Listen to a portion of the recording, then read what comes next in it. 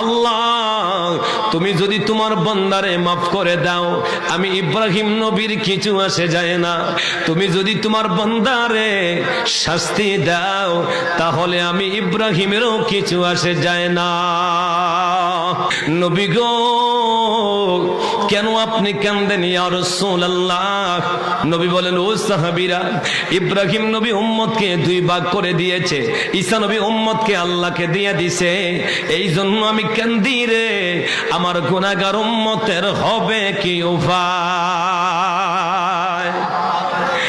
ফাবাকা রাসূলুল্লাহ সাল্লাল্লাহু আলাইহি ওয়াসাল্লাম, আমার নবীজি চক্ষু মোবারকের পানিগুলো ছেড়ে দিয়ে নবী কান্দেন। আল্লাহ পাক বলে, জিবরাইল, হে জিবরাইল, আমার নবীর দরবারে যাও, ফাসআলহু হুয়া আ'লাম, নবীকে গিয়ে জিজ্ঞেস করো নবী কেন কান্দে রে, নবী কেন কান্দে। ও এনায়েতপুর দরবার